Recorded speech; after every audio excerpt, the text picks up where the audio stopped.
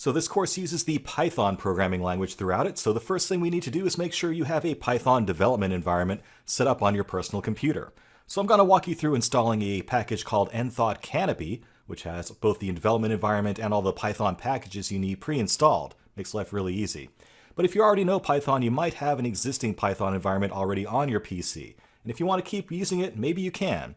All I really care about for this course is that your Python environment has Python 3.5 or newer, that it supports Jupyter notebooks, because that's what we're going to use in this course, and make sure that you have these packages installed at a minimum on your environment. Different environments have different ways of installing packages, so I trust you know how to do that. But if you want to get started from scratch, if you're new to this, or if you're on a fresh machine, let me walk you through installing Canopy, which is what we're going to use in this course. Let's get set up with nthought Canopy. Head over to your favorite browser and type in nthought.com. And up at the top, you should see a big friendly download link for Canopy. Go ahead and click on that. And you want to find the operating system you're using. For me, that's going to be Windows 64-bit. And given the choice, you want the Python 3.5 version. All the scripts in this course are for Python 3, and I can't guarantee they'll work with Python 2.7. So choose the Python 3.5 version for your OS and go ahead and download that. No, I don't want to give you my personal information. Thank you very much.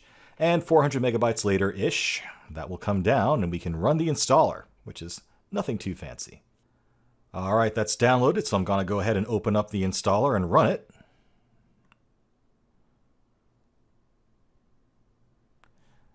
Go ahead and accept that. You might want to read the license before you agree to it. It's up to you. And we'll go ahead and kick that off. And just wait.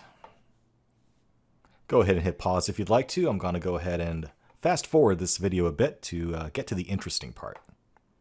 All right, we're done, or are we? I'm going to hit the finish button here and allow it to launch Canopy automatically, but the first time Canopy launches, it needs to set up your Python environment, and that too will take a little bit of time. So if we go ahead and quit out of our browser here, you may find you have to kick it off by hand. That's fine. Put a little icon on your desktop there for your convenience.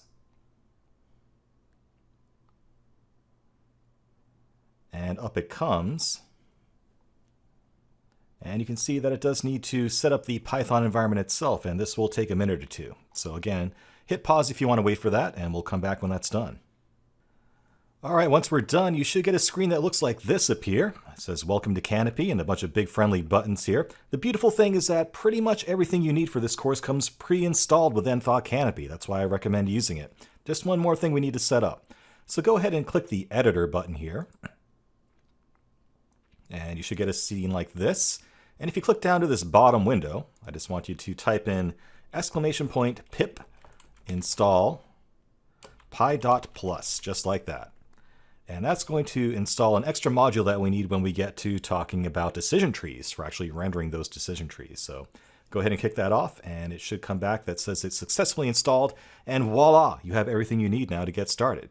Let's go ahead and close this window because we're not actually going to be editing and using our code within this Canopy editor. Instead, we're going to be using something called an IPython notebook or a Jupyter notebook file. Let me show you how that works.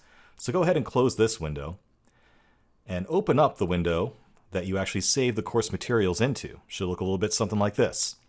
And let's go down to where it says Outliers. That's the Outliers IPython notebook file. Double click that. And what should happen after we say yes to the security permissions if necessary is it's going to start up Canopy first, and then it's going to kick off your web browser because IPython notebooks actually live within your web browser. It can be a little bit confusing, so get used to the idea. So you see Canopy came up, and now Chrome came up, and I see this page here. At least this is what you should see. Now, there are some things that can go wrong here. Sometimes Canopy can get a little bit flaky. So you might see a screen instead that looks more like this, where it's looking for some token or password that you don't have. And you might say, what's going on here?